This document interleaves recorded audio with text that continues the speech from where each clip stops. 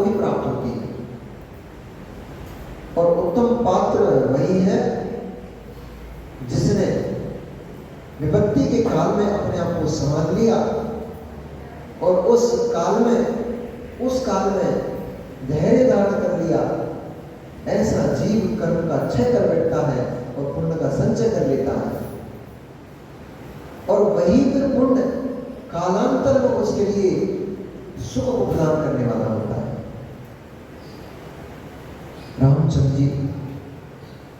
रामचंद्र जी उस त्रिकूटाचल पर्वत के समीप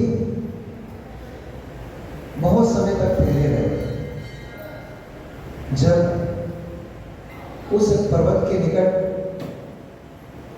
और उस पर्वत को, उस अटवी को बहुत समय बीत जाने पर उन्होंने पार करने का विचार बनाया कि अब हमें इस स्थान को छोड़कर अन्य किसी स्थान पर जाना चाहिए, क्योंकि एक स्थान पर बैठे बैठे उस स्थान से राग हो जाता है। भले ही वह वन क्यों ना हो, और वन तो बहुत रमणीक होता, सुंदर होता है। महीने भर घोड़े के तबेले में, अस्तबल में, भैंसों के तबेले में महीने भर रुक जाओ, उस तबेले से, उस अस्तबल से भी राग हो जाता है। यद्यपि वहां पर दुर्गंध युक्त घोड़े की लीद पड़ी हुई है, भैंसों का, गायों का गोबर पड़ा हुआ है, मलमूत्र है, दुर्गंधित है, परंतु एक महीने वहां पर रुक जाओ तो उस क्षेत्र से भी राग हो जाता है। फिर वहां से स्वच्छ स्थान पर जाने में भी इस जीव को कष्ट महसूस होता है, पीड़ा होती है, बस को नहीं छोड़ना चाहता। सुंदर स्त्री किसी की हो, सुंदर पति किसी का हो, उसमें तो राग हो ही जाता है। परंतु लूली कानी स्त्री में भी व्यक्ति का राग देखा गया है। जो घर में कलह करती है, ऐसी स्त्री में भी पति का राग देखा जाता है।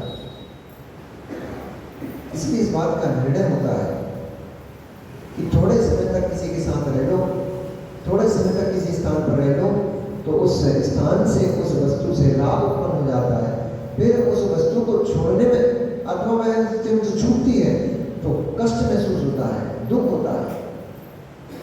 इसलिए योगियों को चाहिए कि निरंतर, इसलिए मुनिराजों के लिए आगम में उल्लेख है, आदेश है कि अधिक समय तक एक स्थान पर नहीं रुकना चाहिए। अधिक समय तक एक स्थान पर रुकोगे, ये श्रावक आपके पास आएंगे जाएंगे, बैठेंगे, आपकी सेवा करेंगे, इन श्रावकों से आपको राग हो जाएगा। फिर कालांतर में जब इनसे विछोड़ होगा तो आपका मन दुखी होगा, और मन दुखी हो गया तो आपको कर्म का बंध हो जाएगा। फिर जिस प्रयोजन से आप घर परिवार को छोड़ करके, त्याग करके निकले हो, वो प्रयोजन आपका सिद्ध नहीं हो पाएगा, वह प्रयोजन आपका निष्फल हो जाएगा। इसलिए आदेश है, छोटे ग्राम में 1 दिन रुको, बड़ा ग्राम में तो 3 दिन रुको। कोई छोटा शहर है, कस्बा है, तो हफ्ते भर 15 दिन रुको। नगर है 1 महीना, 20 दिन, 25 दिन रुको, और अपना ध्यान। वाचना का काल फिक्स है, निश्चित है।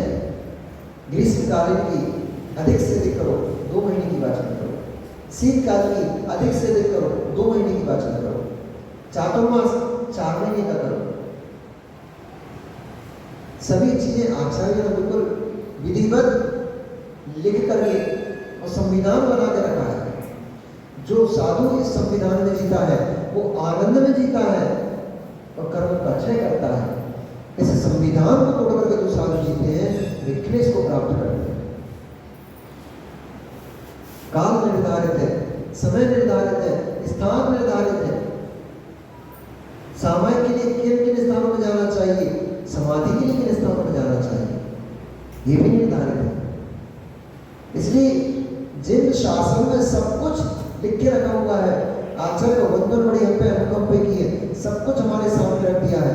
अब हमारा कर्तव्य बनता है जो लिखा गया है उसको लिखें, उसमें ही जिए। बाहर जाके जिएंगे तो कष्ट होगा, संकट खड़ा हो जाएगा। पंचम काल को निरालों के लिए जंगल में रहने का निषेध किया है, क्योंकि आपके पास इतनी सामर्थ्य नहीं है कि सिंह आगे सामने बैठ जाए, दहाड़ने लग जाए अथवा खाने लग जाए और आप सामान्य में बैठे रहो, कुमरण हो जाएगा। किंचित भी परिणामों में संकेत उत्पन्न हो गई, जंगलों में धन संसर्ग मिलता है, नाग आदि का धंस होता है, भय होता है। तो अब उतना क्षमता हम नहीं है कि योग धारण करके 4 महीने के लिए खड़े हो गए, ना आहार के लिए उठ रहे, ना कहीं आ जा नहीं रहे, 4 महीने खड़े तो खड़े। अब उतनी सामर्थ्य आपके शरीर में नहीं बची। इसलिए पंचम काल में जो विधि कही गई है उस विधि से ही हमें चलना चाहिए, तो ही आनंद है, तो ही उस विधि से चलकर ही हम उस मोक्ष को प्राप्त कर सकते हैं, उस लक्ष्य को प्राप्त कर सकते हैं। विधि से हट गए तो फिर रास्ते से हट गए। इसलिए उत्तम चेष्टाएं, उत्तम चेष्टा उन्हीं की हो पाएगी जो विधि का ध्यान रखेंगे, विधान का ध्यान रखेंगे। वे जीव उत्तम चेष्टा कर सकते हैं, और जिन जीवों की चेष्टाएं उत्तम होती हैं उन्हीं को ही उत्तम भोग सामग्री की प्राप्ति होती है। जब रामचंद्र जी वहां से जाने लगे तो चलते चलते दूर से ही एक त्रिकूटाचल पर्वत के ऊपर एक मठ दिखाई दिया जो बहुत विशाल था। दूर से देखने में ही बहुत सुंदर प्रतीत होता था। वहां पर बहुत सारे तापसों की पल्लियां बनी हुई थी, कॉलोनी टाइप की, आपका जैसे एक कॉलोनी होती है उसमें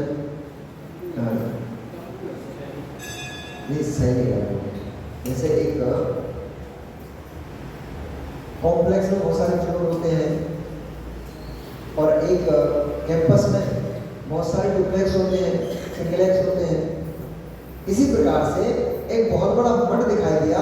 उस मठ के चारों ओर सभी तरफ, बीच में चारों कोनों पर सभी तरफ उसमें बहुत सारी पल्लियां बनी हुई थी, और उन पल्लियों में तापस, बहुत सारे तापस रहा करते थे अपनी स्त्रियों के साथ, अपनी पत्नियों के साथ। जब रामचंद्र जी, सीता माँ और लक्ष्मण तीनों उस मठ के पास पहुंचे तो उन्होंने दृश्य देखा। वह मठ बड़ा ही सुंदर था, सभी तरफ से फलों और फूलों से सुसज्जित था। जगह जगह पर उसमें केले के वृक्ष लगे हुए थे जो कि पुष्प और छोटे छोटे फलों से, केले के वृक्ष देखा हमने, देखा वैशाली में, उसमें जो केले के फल लगते हैं मालूम कैसे लगते हैं? पहले उसमें बहुत सारे धागों का गुच्छा बनता है, ऐसा लगता है जैसे पतले पतले धागे लग रहे हैं, वे धागे ही बड़े होकर केले बन जाते हैं। तो वो सुंदर दिखता है। जब वे गुच्छों के रूप में वे जब धागे लटकते हैं तो ऐसा लगता है किसी ने चमर, प्रतिमा के ऊपर चमर लटका दिए। तो इस प्रकार से वह केलों के वृक्ष से वह मठ सुशोभित हो रहा था। जगह जगह क्यारियां बनी हुई थी, उन क्यारियों में रंग बिरंगे नाना प्रकार के पुष्प के वृक्ष लगे हुए थे, जिनमें बहुत सारे सुंदर सुंदर और सुगंध से युक्त पुष्प खिले हुए थे। स्थान स्थान पर छोटे छोटे सी वहां बावड़ियां आदि दिखाई दे रही थी। छोटे से उस मठ के पास में ही एक सरोवर था जिसमें सुंदर सुंदर गुलाबी से कमल खिले हुए थे। ओ मठ की शोभा बहुत ही सुंदर, बहुत ही रमणीक थी, देखते ही बनती थी। जहां तहां छोटे छोटे गायों के बछड़े उछलते हुए पीड़ा कर रहे थे। उनको देखकर ऐसा लगता था जैसे मनुष्य का कोई बच्चा अपने माता पिता के साथ खेल ही कर रहा हो। और कहीं कोई तापस लकड़ को फाड़ते दिखाई दे रहे थे, तो कहीं कोई तापस उन गायों के ऊपर हाथ फेरते दिखते थे। इस प्रकार से बड़ा रमणीक वह दृश्य देखते हुए और उनके रामचंद्र जी के मन को उस दृश्य ने मोह लिया। बड़ी देर तक वह उस दृश्य को खड़े खड़े देखते रहे। फिर उन्होंने सोचा हमें इससे क्या प्रयोजन, यहाँ तो हमें ठहरना नहीं है, हमें तो आगे जाना है। इसलिए कि जैसे ही आगे बढ़े तुरंत ही तापसों की दृष्टि उन तीनों प्राणियों के ऊपर पड़ी। बहुत सारे तापस ब्राह्मण इकट्ठे होकर के और वहां पहुंच गए और उन्होंने रामचंद्र जी सीता मैया के रूप रावण को लक्ष्मण के बलिष्ठ शरीर को देखा। देख करके वे उनके ऊपर मोहित हो गए और उनसे निवेदन करने लग गए कि भले मानुषो तुम कौन हो और इस दियावान जगह में तुम क्यों भटक रहे, कहाँ जा रहे हो, आपका प्रयोजन क्या है।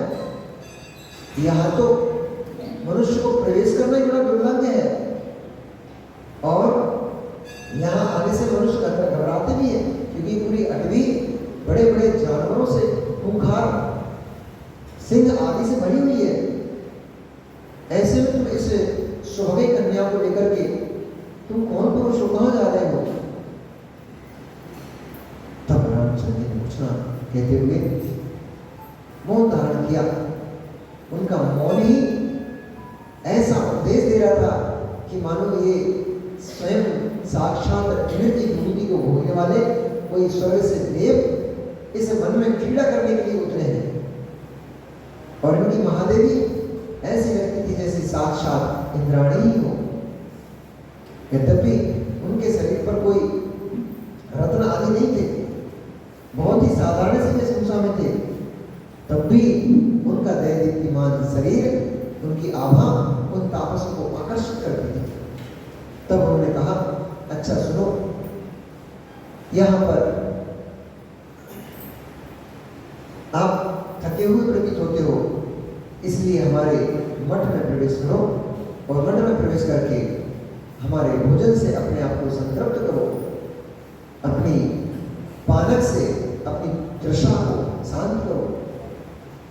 और वो जबरदस्ती उनको अपने मठ में ले गए। मठ में प्रवेश करते हुए देखा जहाँ कहीं लकड़ों के ढेर लगे हुए थे, कहीं कहीं पर वो कोदो होता ना, कोदो और जो घास का फल निकलता है, बिना बोई हुई जो घास निकलती है उसमें तो फल लगता है, दाना लगता है, उसको कुटकी बोलते हैं। तो कहीं कहीं कुटकी सूख रही थी, तो कहीं कोदो सूख रही थी, तो कहीं पर वृक्षों के फल रखे हुए थे, कहीं टोकरियां पड़ी हुई थी।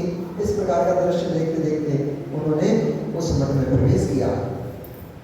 प्रवेश करके उन तापसों ने उनका बहुत स्वागत किया, सम्मान किया और उनको फल फूल आदि और पौधों के चावल खिला करके और सुंदर पानक आदि पिला करके उनको संतृप्त किया। थोड़े समय वो वहाँ ठहरे, भगवान का स्मरण किया, भक्ति आदि की। उसके बाद वे तीनों प्राणी जब वहाँ से जाने लग गए तो तापसों की स्त्रियों ने तुरंत ही उनको घेर लिया और उनको कहा कि यहाँ आपको कोई कष्ट हो तो आप अन्य स्थान पर जाइए, अथवा ऐसी सुंदर ये यज्ञशाला, ये धर्मशाला, ये जो होम आदि किए जाते हैं, ऐसे उच्च स्थान को छोड़ करके आप कहाँ मन में भटकेंगे। ये सुंदर स्त्री आपके साथ कहाँ दुखों को भोगेगी। आप निश्चित होकर के यही ठहरिए, यही रहिए। तब रामचंद्र जी ने कहा मेरा लक्ष्य भ्रमण है, मुझे किसी एक स्थान पर ठहरना नहीं है, मुझे अन्य किसी देश जाना है। उन्होंने कहा यार इस वन में तो दूर दूर तक कोई देश है ही नहीं, दूर दूर से कोई नगर नहीं मिलने वाला है आपको इसमें, तो कहाँ भटकोगे, कहाँ घूमोगे और इन खूंखार वन्य प्राणियों से भी रक्षा कैसे करोगे। इसलिए आप लोगों के लिए उचित यही है, आप यही ठहरे, यही रुके। परंतु रामचंद्र जी, लक्ष्मण आदि नहीं मानते हुए और आगे बढ़ते चले गए। जब उन्होंने देख लिया कि यहाँ रुकने वाले नहीं है, तब फिर उन्हें बहुत दूर तक वे स्त्रियाँ और बहुत सारे तापस उनको छोड़ने गए। पुण्य की लीला देखो भैया, पुण्य है तो वन में भी भोग होते हैं, और पुण्य नहीं है जीव के पास तो घर में भी रोटी नहीं खा पाता है, महीनों में बैठा रहेगा, भूखा पड़ा रहेगा, रोटी का दाना खाने को नहीं मिलेगा। ऐसी ऐसी बीमारियां लग जाएंगी ऐसी बीमारी लग जाएगी कि वर्षों वर्षों निकल जाएंगे, मिठाई का एक दाना भी चखने को नहीं मिलेगा। क्षीण पुण्य आत्मा वैभव से युक्त हो सकता है, भोग नहीं भोग पाता। पुण्यात्मा जी वैभव ना होने पर भी भोग भोगेगा। आगे देख जाओ, अपना आनंद आने वाला है। और एक ही चीज कर्म की बड़ी भयंकरता है, विचित्रता है। एक क्षण में वही चीज कष्ट को प्राप्त होते देखा जाता है, एक क्षण बाद वही चीज वैभव को भोगते मिलता है। ऐसी तो कर्मों की विचित्रता और लीला है। कभी तिरस्कार प्राप्त होता है वही चीज, क्षण मात्र में वही चीज सम्मान को वैभव को प्राप्त हो जाता है। आ रहा है प्रकरण, वो भी दृश्य देखेंगे। जब एक क्षण में तिरस्कार मिलेगा, दूसरे क्षण में वैभव मिलेगा। इस प्रकार से जब तापस और तपस्वियां सभी ने दूर तक रामचंद्र जी को छोड़ा, तो उसके बाद वे उस सगन में इस प्रकार से प्रवेश कर गए जैसे निर्भीक सिंह अपनी गुफा में प्रवेश कर जाता है, सुख से वहां विश्राम को करता है। ऐसे ही वे राम लक्ष्मण सीता उस त्रिकुटाचल पर्वत से नीचे उतर करके एक भयानक अटवी में प्रवेश कर गए। वह इतनी महाभयंकर थी कि वृक्ष के बाद तुरंत वृक्ष खड़ा हुआ था। उस रास्ता तो वहां था ही नहीं, परंतु एक स्थान से दूसरे स्थान पर जाने के लिए ही न जाने कितनी बार मोड़े लेना पड़ते थे। इतना सघन बनता हुआ है, जहां तहां वृक्षों के ऊपर लताएं लिपटी हुई थी, जिनसे वह ऐसा प्रतीत होता था मानो वे लताएं आने वाले को पकड़ बांध रखने की कोशिश ही कर रही हैं। इस प्रकार उस अटवी में प्रवेश करते हुए कई दिन व्यतीत हो गए। वहां का पानी जल नदियों का जलपान करते हुए, वृक्षों के फलों को खाते हुए रामचंद्र सीता और लक्ष्मण तीनों ही बड़े आनंद को प्राप्त थे। भैया महलों में वो आनंद नहीं होता जो जंगल में होता है।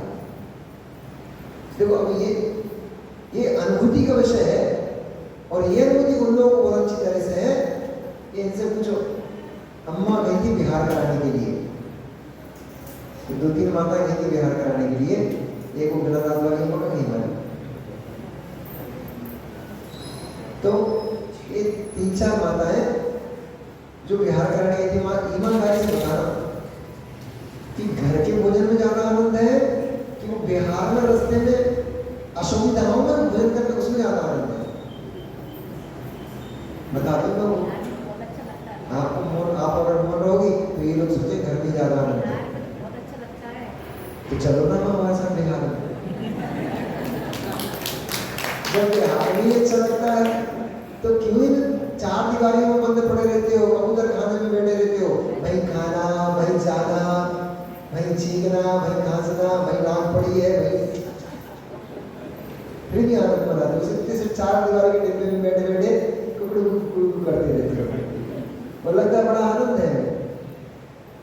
एक इतनी छोटी सी खटिया के ऊपर सो गए 6x6 की, और लगता है बड़ा, अरे हमारे साथ आओ भैया, चलो क्या नाम है प्रभु भैया, हमारे साथ चलो, सोने को भी खुला आसमान मिलता है,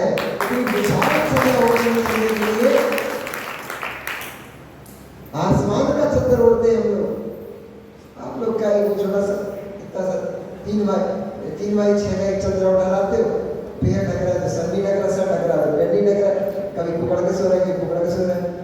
अरे खुले आसमान में आसमान को उड़कर सो जाओ, फिर देखो क्या आनंद आता है। थोड़ी ठंडी जरूर लगती है पर बड़ा आनंद आता है। अच्छा, जो बिहार कराने गए थे, ईमानदारी से बताओ, वो तूफान की रात याद है कि नहीं आपको?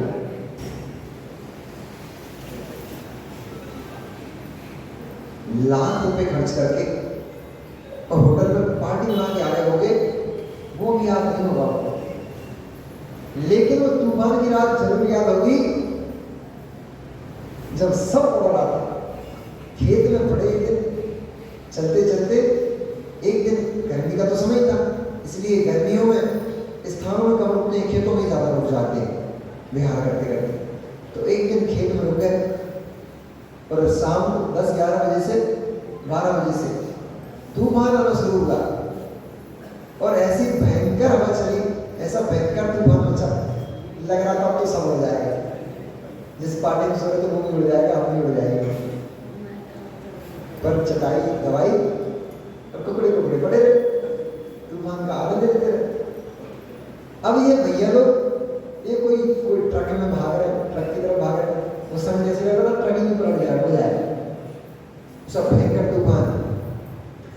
पर वो भी आनंदता के नहीं था, ये दृश्य देखने का अपना एक आनंद होता है। एक बार हम लोग जब ब्रह्मचारी थे उस समय आदर्श के साथ विहार कर रहे थे, झांसी से विहार हुआ था, इंदौर चातुर्मास के लिए जा रहे थे, तो विदिशा के पास है क्या, विदिशा के पास संदन, गांव का नाम था संदन, विदिशा के पास। विदिशा के पास रात में अचानक से कहीं से नहीं था, कोई मौसम नहीं था, दिन भर अच्छी धूप पड़ी, हम लोग सब सामायिक के लिए बैठ गए, आदर्श सामायिक के लिए बैठ गए, और 1 घंटा आधे घंटे के बाद ऐसा भयंकर तूफान और ऐसी आंधी चले और पानी चले, सब हो गए। वो देखो गद्दा चला जा रहा है, वो देखो चंदन चला जा रहा है, वो देखो प्रहर उड़ी जा रही है। शास्त्रों को समय का समाता रखा, हम लोग बहकर बंद करके तुरंत वो जैसे ही आता है वो आदर्श तो वहाँ के नहीं बैठे, फिर हम लोग भागे 2-3 लड़के भाग के देखा और झमाझम पानी गिर रहा, तूफान अलग पानी अलग, कुछ भी समझ नहीं आ रहा। काली मिट्टी का खेत, आधे घंटे पानी पड़ा, वो काली मिट्टी में उतारे और मिट्टी में जहाँ पैर रखो इतना घुस जाए, पूरा लबालब खेत एकदम पानी से, घुटने घुटने पानी भर गए 1 घंटे में। अब हम लोग खड़े, हमारे साथ जो संजय सागर जी हैं वो पहले आशीष भैया थे, तो आशीष भैया, हम अभी पीयूष भैया आए थे, पीयूष भैया 4-5 लोग, और एक इंदौर भैया है, हाँ अरे इंदौर से क्या ना, एक भैया है इंदौर से आता है।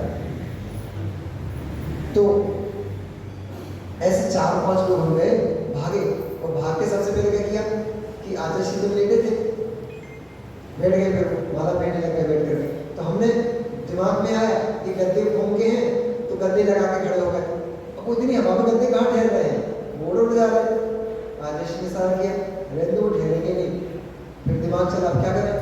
अब ऐसे ही धंसते पैरों में भागे, क्योंकि आदर्श थोड़े दूर ठहरते हैं, तो भागे, दौड़ के गए, जाकर के पाटे उठा रहा है, 4-5 पाटे उठा रहा है, पाटे उठा के 2-3 पाटे ऐसे खड़े करके लगाए, उनको कुछ छत टाइप बना दी पूरा। अब वो पाटों में कहाँ पानी, इधर झमाझम तो पानी गिर रहा है, कहाँ रुकने वाला था, तो पाटों में जो जोड़ लगता था वहां से उसको टपकने लग गया पानी। हमने आदर्श इसको आदर्श जी आनंद आ रहा है कि नहीं आ रहा, अब फिर वापस वो छत बनाई, छत के ऊपर गद्दों, 2-3 जन गद्दों को पकड़े, 2-4 जन पाटों को पकड़े, खड़े खड़े, पानी रुकने का नाम ही नहीं ले रहा। 2 घंटे हो गए, 3 घंटे हो गए, झमाझम बारिश चले जा रहे, रुकी नहीं रही, और हवा के साथ। अब 2 घंटे पानी में, हवा में ठिठुर गए, कड़कड़ाने लगे, दांत कड़कड़ाने लगे हमारे लोग, जब हाथ पे बिल्कुल ही अकड़ने लग गए और ठंडे से एकदम बिल्कुल ऐसे हो गए कि तो जाने वाले। तब फिर हमने उनको बोला कि आप लोग, हम 2-4 जन को पहुंचा रहे हैं। फिर 2-4 लोग जो ट्रक में घुस गए थे, खूब सारी पब्लिक थी उस समय, तो फिर उन्होंने उन लोगों को पहुंचाया। हम लोग जाके वापस ट्रक में थोड़े पहुंचा पाची करी, और ट्रक की हालत भी हो रही थी, एक के ऊपर एक चढ़े हुए दूसरे। अब बड़ी ट्रक, उसमें सैकड़ों लोग घुसे, कुछ बैठे, कुछ लेटे, कुछ बैठे बैठे झील रहे, बड़ा आनंद समय था वो भी। ऐसा समय जब बीता आज भी वो याद है, मतलब ये दृश्य होते हैं, मेमोरेबल हो जाते हैं, यादगार हो जाते हैं।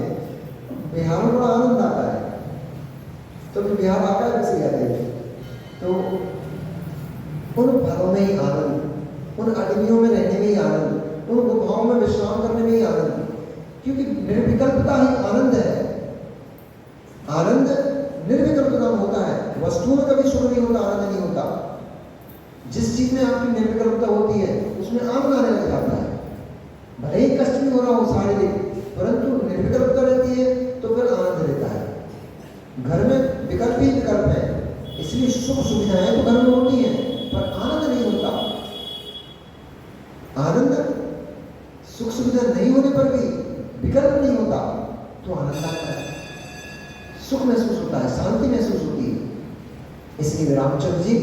उस वन में भी बड़े आनंद को प्राप्त थे, रमणीक के स्थान देखते थे। मैंने अब आपके आगरा में गिने चुने, वो एक ताजमहल, वो एक लाल किला और दो चार चीज, वो एक यमुना। अब कितनी बार यमुना देखेंगे, कितनी बार ताजमहल देखेंगे, आदमी वो नहीं हो जाता है देख देख के। बाहर लोग भी ठीक है, दूर दूर से आए ताजमहल देखने के लिए, यहाँ पे लोग नहीं जाते होंगे, साल में एक आध बार चलेगा तो चलेगा, तो क्या देखना है, देख लिया, एक बार देख लिया, दो बार देख लिया, तीन बार देख लिया। अब वो ताजमहल कितनी बार देखेंगे, और यमुना नदी को कितनी बार जाएंगे वहाँ पे, 2 बार देख लिया, 10 बार देख लिया, तो 4-10 बार नहा है उसमें, पानी नहीं नहाओगे कारण इसमें पानी नहीं रहता है, घूम फिर आए ऐसे। तो इन सब चीजों को एक बार देखो फिर सामान हो जाता है सब चीजें। इसलिए तो नई नई शादी की पत्नी बड़ी सुंदर लगती है, नए नए वो बड़े सुंदर लगते हैं, रमणीक लगते हैं, फिर वो पति भी सामान हो जाता है, वो पत्नी भी सामान हो जाती है। अब कब तक देखेंगे तुम्हें, देख ही लिया, साल भर देख लिया, 6 महीने देख लिए, 2 साल देख लिए, अब तो नहीं देखते रहेंगे, अब दुकान देख लो, जोड़ देख लो, सब सामान हो जाता है। परंतु हम लोगों को बड़ा आनंद रहता है। क्यों आनंद रहता है? हर दिन नए नगर में पहुंचना, हर दिन नए गांव में पहुंचना, नई नई अवस्थाओं से जूझना। कोई दिन हाथी में, कोई दिन घोड़ा, तो कोई दिन पैदल चलना जी, हाथी बड़े पैदल ही बैठते, कोई दिन महल मिलते हैं, भैया जी ने बढ़िया बंगलो बनाया, 4 करोड़ 5 करोड़ रुपए खर्च किए उसमें, तो भैया जी तो अभी एंट्री कर ही नहीं पाए, उनका तो गृह प्रवेश हुआ नहीं, उससे पहले महाराज साहब वहां पर आकर हम लोग आनंद में, तुम कैसे खर्च करो, तुम बनाओ, तुम टाइम लगाओ, तुम राग लगाओ, सुनेंगे तो हम। जैन भवन बनाया समिति ने, समाज ने, पैसा समाज का लगा, खड़े होकर समिति ने बनवाया, मजे महाराज में कर रहे। यही तो जन्म होते महाराज के, कर कछु है नहीं है, कर कछु है नहीं है, रखा सब कछु, कुछ नहीं रखते अपने पास, रखने को काम करना हो जाता है। इसलिए आते हैं, ठहरते हैं, चले जाते हैं, यही उन्हीं का कर्तव्य है। आओ बोलते हैं, बुंदेलखंडी बोलते हैं, नहीं यार, बुंदेलखंडी बोलते हैं कि साधु भाई किसके और काव्य किसके? साधु जी किसी के नहीं होते।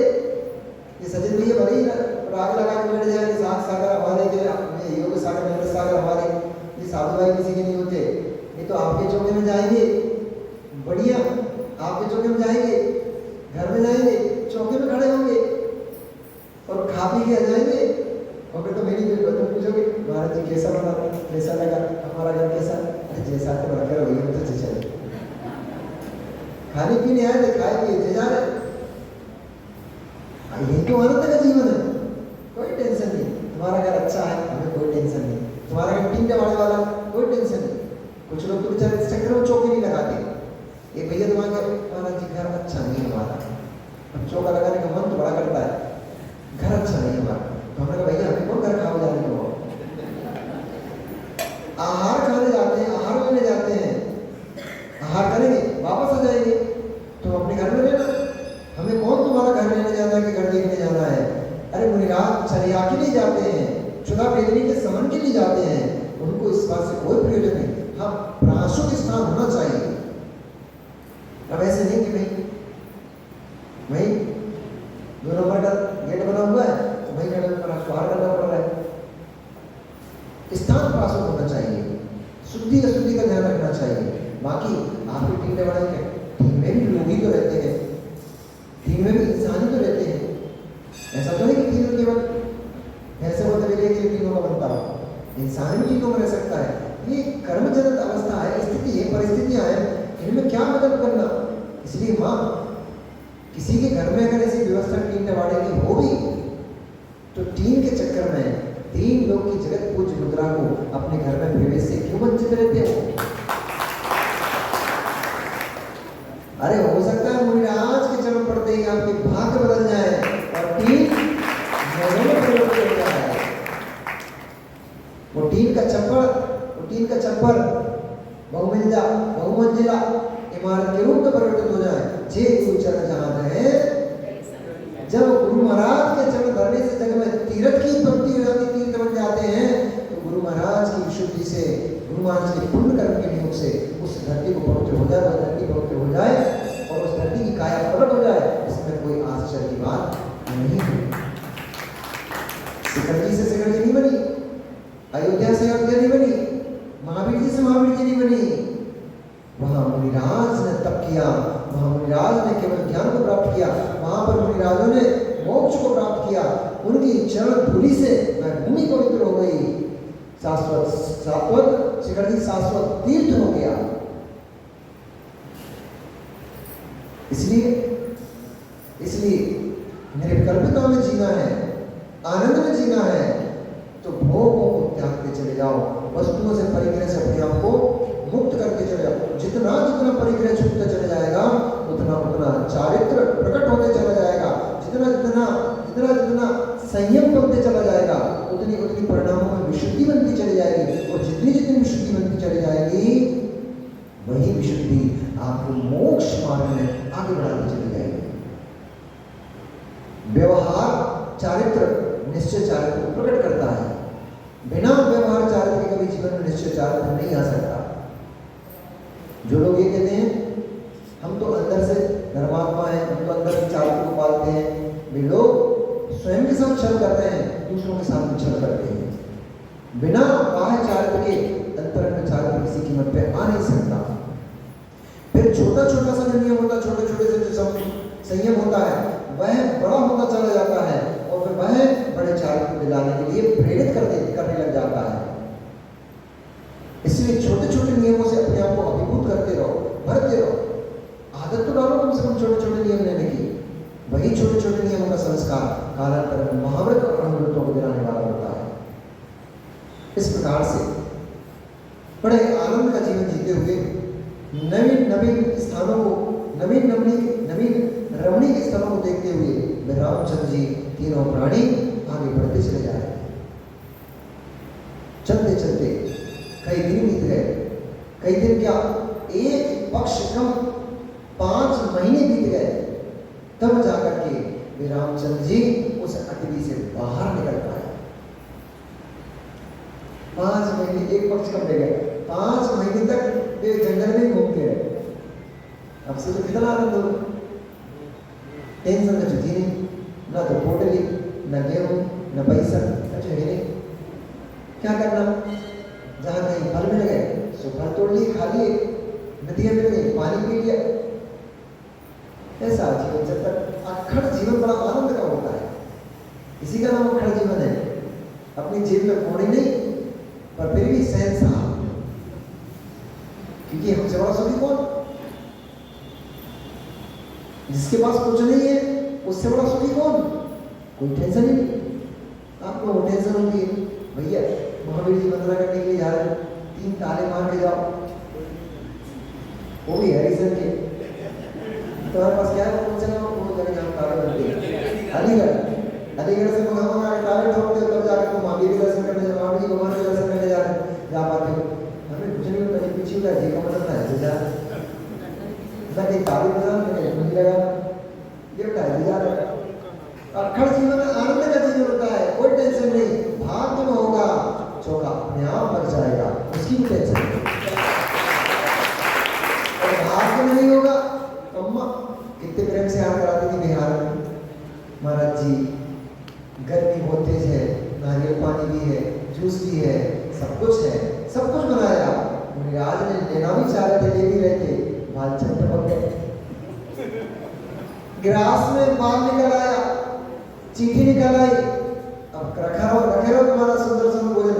भाग्य में ही नहीं है तो तुम बना तो सकते हो, करा नहीं सकते हो, और भाग्य में है तुम नहीं भी बनाओगे, नहीं भी कराओगे, तो भी कोई ना कोई जीव आकर के मुनिराज की आचर्या कराए। भरोसा होना चाहिए भाग्य के ऊपर, भाग्य होगा तभी मिलेगा, मिलता है। तो वन का भोजन बड़ा आनंद देता है, चौकी के भोजन उतना आनंद नहीं आता, चौकी के आनंद उतना आनंद नहीं आता जितना बिहार के आनंद में आनंद आता है। अभाव में सद्भाव में तो क्या जी रहे हो, अभाव में आनंद लूटो तो पता लगेगा कि जीवन का आनंद क्या है। इस प्रकार से चलो भैया फिर लेट हो जाएंगे। हम तो क्या है, नदियाँ की धारा के समान है। हम तो जिस तरफ कटाव हो जाता है उस तरफ ऐसे चले जाते हैं। तो उस अटवी को पार करके वे तीनों जीव जैसे ही उस अटवी से बाहर निकले, दूर दूर से एक क्षेत्र दिखाई दिया जो क्षेत्र एकदम उजाड़ा पड़ा हुआ था। नगर तो था लेकिन उजड़ा हुआ नगर था। उन्होंने देखा ये कैसा नगर है।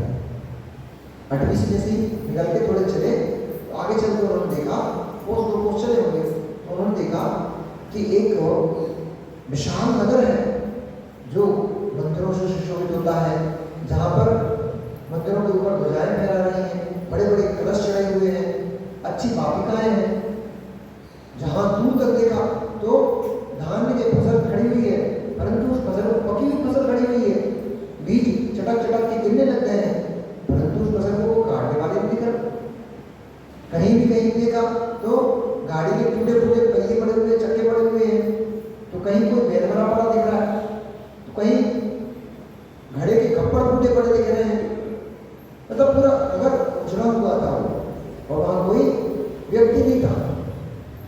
तो रामचंद्र जी को आश्चर्य हुआ कि ऐसा नगर क्यों है, किसी दैविक प्रकोप ने ऐसा कर दिया अथवा किसी शत्रु राजा ने इस नगर को उजाड़ दिया और सारे लोगों को मार डाला अथवा बंदी बना दिया, या फिर किसी जंगली जानवर ने उत्पाद मचाते हुए इस नगर की ये दशा कर दी है। कारण क्या है, बात क्या है? तब उन्होंने कहा, हे लक्ष्मण, ये कौन सा नगर है और ये नगर इतना उजाड़ा क्यों है? यहाँ कोई स्त्री पुरुषों का गंगागमन क्यों दिखाई नहीं देता है? तब लक्ष्मण ने कहा, भैया देखता हूँ, कुछ पता करता हूँ, पर पता कैसे करूँ? यहाँ तो कोई नर नारी दिखाई नहीं दे रहा, पता किससे करेंगे? उन्होंने एक वृक्ष के ऊपर चढ़कर देखा जो बड़ा विशालकाय वृक्ष था, बहुत ऊंचा था, बहुत बड़ी छाया के साथ युक्त था। ऐसे उस वृक्ष के ऊपर चढ़कर उन्होंने दूर दूर तक देखा, दूर दूर तक कोई दिखाई नहीं दे रहा। जहां देखो वहां बस यही दृश्य है, कहीं टूटे फूटे खप्पड़ पड़े, तो कहीं फसलें खड़ी, तो कहीं जानवर मरे पड़े, कहीं बैलगाड़ी पड़ी हुई, कहीं कुछ पड़ा, कहीं कुछ, ऐसा उजाड़ता है वो पूरा दृश्य दूर दूर तक दिखाई दिया। दूर से एक व्यक्ति चला आ रहा था। लक्ष्मण उसको देखा, उनकी तरफ आस हो गई, बोला, भैया भैया, इस उजाड़ा नगर में भी एक व्यक्ति आगे दिखाई दे रहा है वहां से। अब मुझे शंका हो रही है, आ रहा है कि जा रहा है, क्योंकि दूरी के कारण से स्पष्ट कुछ प्रतीत नहीं हो रहा है, हो पा रहा है कि व्यक्ति आ रहा है कि जा रहा है। शंका, ज्ञान में शंका। इस प्रकार से बहुत देर तक वो उसको टकटकी लगा करके देखते रहे कि आ रहा है कि जा रहा है। झूठ तो नहीं है, ये तो निश्चित हो गया, क्योंकि वो ऐसा ऐसा हिलते हुए दिखाई दे रहा है, इसलिए झूठ तो नहीं है तो मनुष्य। पर आ रहा है जा रहा है ये कंफर्म नहीं हो पा रहा है। थोड़ी देर तक उसको टकटकी लगा कर जब देखते रहे, उसके कुछ अंग अवयव स्पष्ट दिखाई देने लगे। तब उनको निर्णय हो गया, हाँ ये जा ही रहा है, आ ही रहा है। तब उन्होंने कहा, भैया एक व्यक्ति वहां से चला आ रहा है।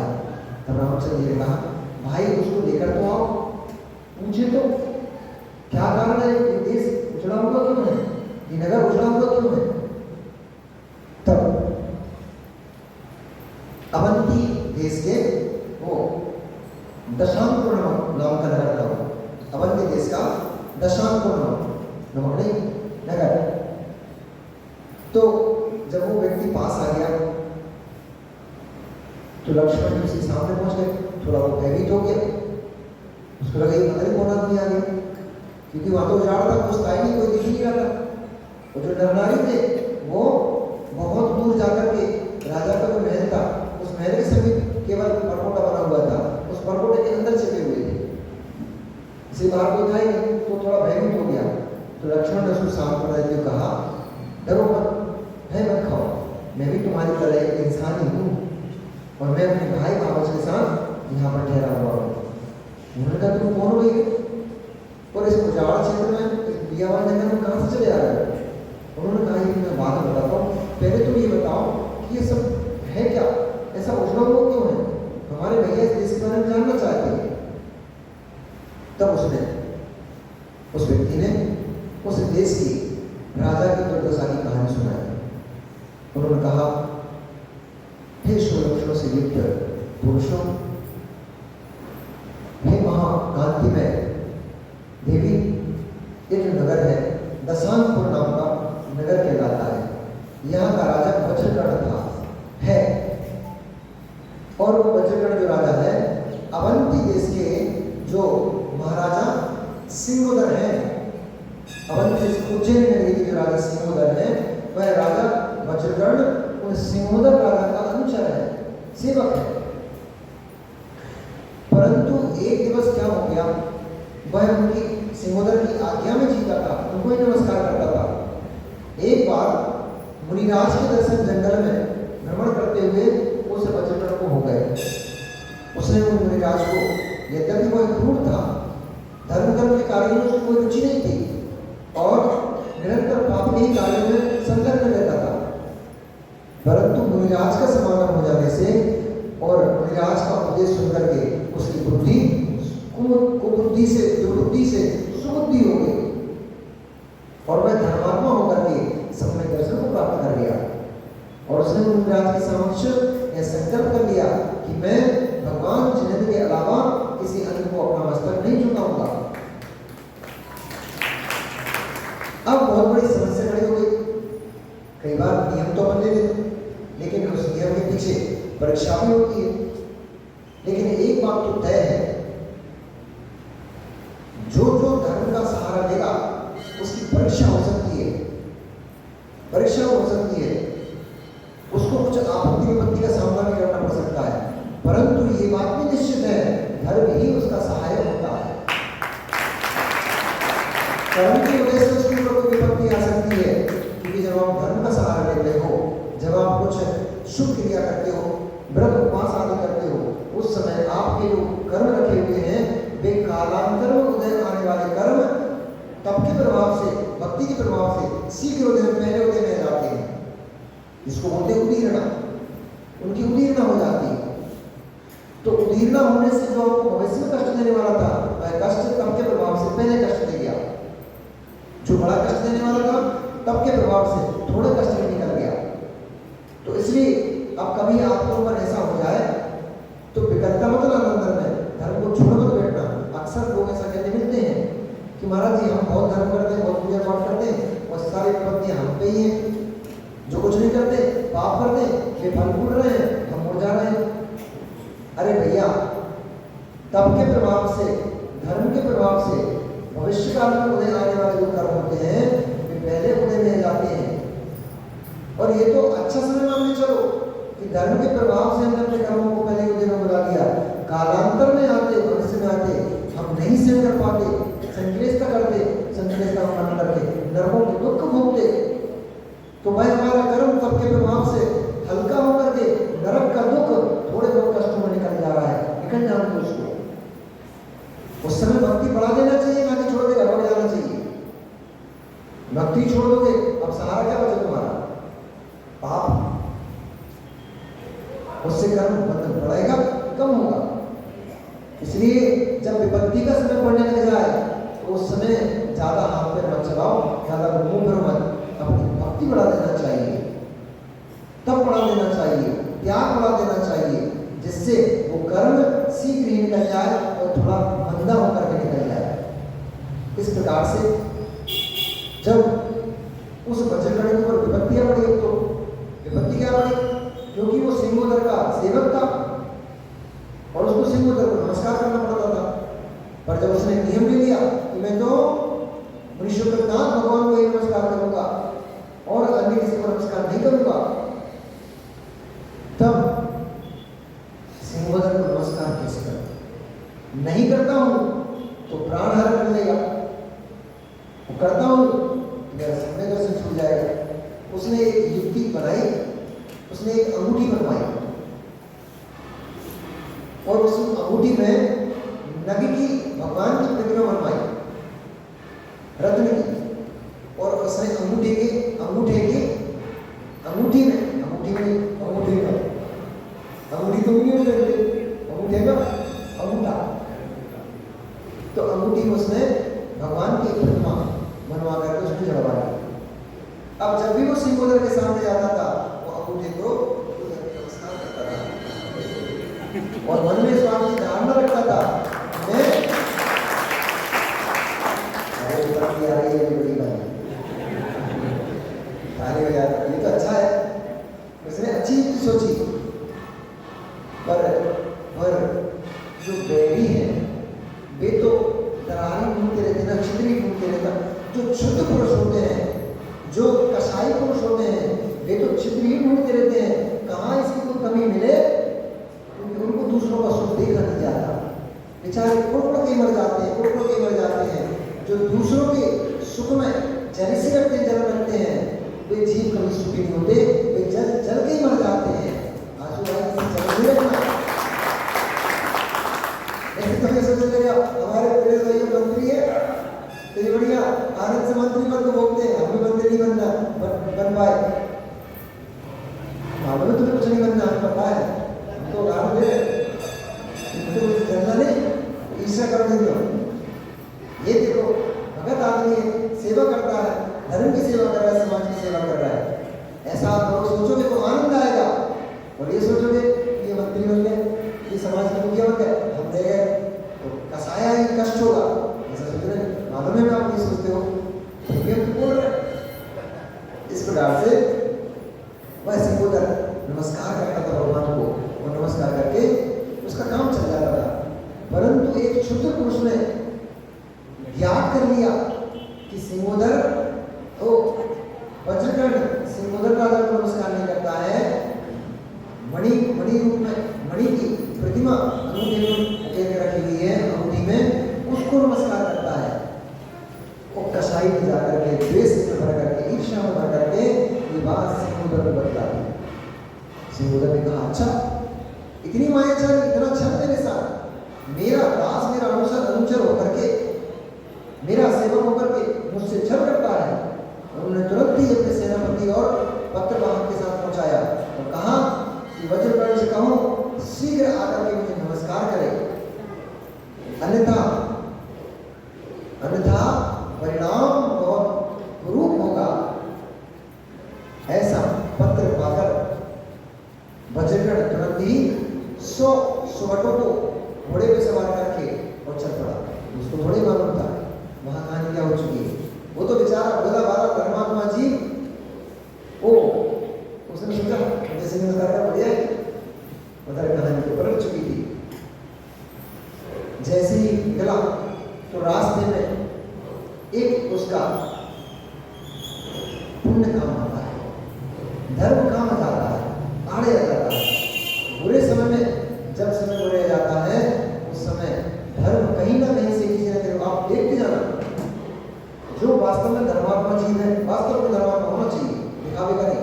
जो धर्मात्मा जीव है यदि उसके ऊपर विपत्ति आ भी जाती है तो भी कोई ना कोई मार्ग ऐसा निकल के सामने आ ही जाता है जिस मार्ग से उसकी विपत्ति धीरे से टल जाती है। अनुभव कर लेना आपको मेरा तो दावा है आपसे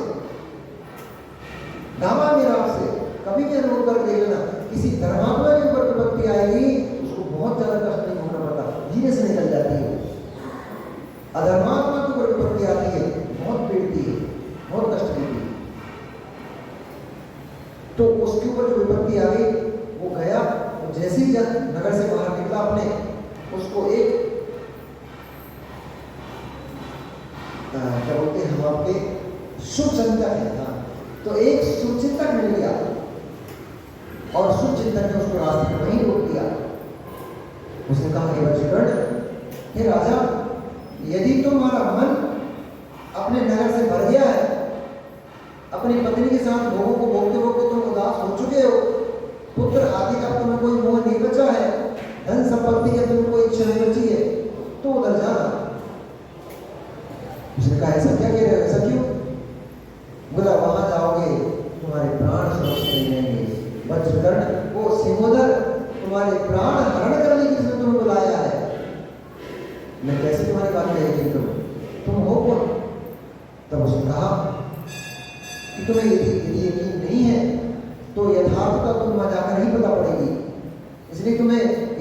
प्राणों की रक्षा चाहिए तो तुम्हें मेरी बात स्वीकारना ही पड़ेगी। और मैं नहीं चाहता हूँ तुम्हारा जैसा धर्मात्मा राजा हमारे देश से व्यर्थ में ही मृत्यु प्राप्त हो जाए। मैं तुम्हारा शुभ चिंतक हूँ, मुझे तुम्हारी चिंता है, इसलिए मैं भागा भागा तुम्हारे पास आया हूँ। बात क्या है, कुछ कहो तो, हुआ क्या है, कारण क्या है? तब उसने कहा, मैं कुंदनपुर नगर के सेठ का पुत्र हूँ, मेरा नाम विद्युत दंड है और मेरे पिता ने मेरे साथ मेरे पास बहुत सारे धन संपत्ति छोड़ी थी, परंतु मैं दुर्बुद्धि पाप कर्म का मारा मैं वेश्या काम में फंस गया और वेश्या में फंस करके मैंने अपनी सारी संपत्ति को नष्ट कर डाला। वह वेश्या मुझे इतनी प्रिय है कि मैं चाहकर भी उसको छोड़ नहीं पाता हूँ, इसलिए निरंतर मैं उसके पास ही रमण करता रहता हूँ। एक दिवस वो वेश्या बोली कि इन मेरे कुंडलों में कानों में फंसे हुए कुंडलों से मुझे क्या प्रयोजन है? मैं इस नगर की घड़ी का, मेरे पास सारा वैभव है, लेकिन मेरे पास वो कुंडल नहीं है जो महारानी के काम में पड़े हुए हैं। यदि मेरे जीवन में वो कुंडल प्राप्त नहीं हुए तो मेरा जीवन व्यर्थ चला जाएगा। ये बात मैंने सुन ली और सुनकर के मुझे लगा कि मेरी प्रेयसी को अगर मैं कुंडल नहीं दे पाया तो मेरा प्रेम निरर्थक है, मेरा उसको चाहना किस काम का। इसलिए चोरी छिपी में महल में प्रवेश कर गया और मैं रानी के कुंडल निकालने ही वाला था, तभी राजा का वहां प्रवेश हुआ और मैं जाकर के रानी के महल में रंगवास में मैं छिप करके पर्दे के पीछे बैठ गया। वहां जब मैं बैठा, राजा को परेशान देख करके रानी ने प्रश्न पूछा कि राजन, हे मेरे प्राण प्रिय, आप इतने परेशान क्यों दिखाई दे रहे हैं? तब राजा ने कहा, जो मेरा अनुचर वज्रकर्ण था वो बगावत पर उतर आया है, वो मुझसे छल करता है, मायाचारी करता है, वो मुझसे द्वेष रखता है, इसलिए उसने अंगूठी में भगवान की प्रतिमा बनवा कर रखी हुई है, मुझे नहीं, उस प्रतिमा को नमस्कार करता है। और आज मैंने उसको बुलाया है, वह आता ही होगा, तो जब वो आएगा तो मैं उसका मरण करूंगा, उसको प्राण रहित कर दूंगा, तभी मुझे चैन मिलेगा। ये बात मैंने सुन ली। ऐसे कुंडलों से मुझे क्या प्रयोजन, उस गंगा से मुझे क्या प्रयोजन? मुझे तो राजन आपके प्राणों से प्रयोजन है, क्योंकि आप धर्मात्मा हो, धर्म वत्सल ही हो, और धर्म वत्सल होने से मैं आपके गुणों से प्रभावित हूँ, इसलिए सब कुछ छोड़ छाड़ करके मैं भागा भागा आपके पास आया। आप वहां बच जाओ, अपनी रक्षा करो। उस वज्रकर्ण का जो परकुड़ा था वो दुर्लंघ था, उसको कोई तोड़ नहीं सकता था, ऐसा विशाल परकुड़ा था। उसके ऊपर द्वारों पर उसने बहुत सारे सैनिकों को तैनात कर दिया और सीख ली जाकर के साथ पूरे गांव को अपने परकोटे के अंदर बुला लिया उसने। जब वज्रकर्ण वहां नहीं पहुंचा तब फिर सिंहोदर ने उस नगर पर बड़ी भारी सेना लेकर के हमला कर दिया, परंतु गोपुर द्वार से प्रवेश न मिल पाने के कारण वह उनका वज्रकर्ण का उस नगर का कुछ भी नहीं बिगाड़ पाया। फिर से आकर के बहुत क्रुद्ध होकर के उसने उस नगर के चारों तरफ फाड़ लगा करके आग लगा दी और बहुत उत्पाद मचाया, जिससे बहुत धनहानि हुई और जीवों का वध हुआ। जो फसलें थी जल के राख हो गई, कई फसल अब भी ऐसी ही खड़ी हुई है। इस प्रकार से राम को उसने उस नगर का पूरा वृत्तांत कह सुनाया। तब रामचंद्र जी ने कहा, लक्ष्मण, हम बहुत दूर से चलते चलते थक चुके हैं, इसलिए तुम्हारी बाबत भूख से व्याकुल है, प्यास से ग्रसित है, ऐसा करो, कहीं से कुछ भोजन की व्यवस्था करो।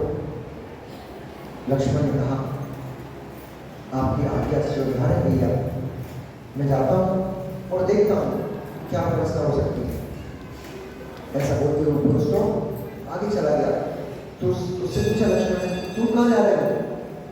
बोले, मैं गरीब हूँ, दरिद्री हो गया ना मैं, वेश्या के उसमें, तो एक हंडे में घड़े में कुछ धान भरा रह गया था, मेरा छूट गया था, अब भूखा हूँ मैं, तो उस धान को लेने जा रहा हूँ, धान लेकर जाऊंगा तब भोजन करूंगा।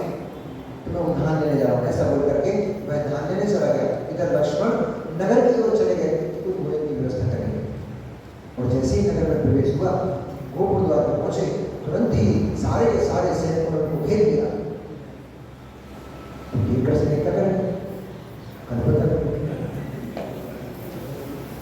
आज तो प्रेमी संतोष करना पड़ेगा। तो घेर कर सैनिक क्या करते हैं लक्ष्मण का, ये पता लगेगा आगे के अंत में।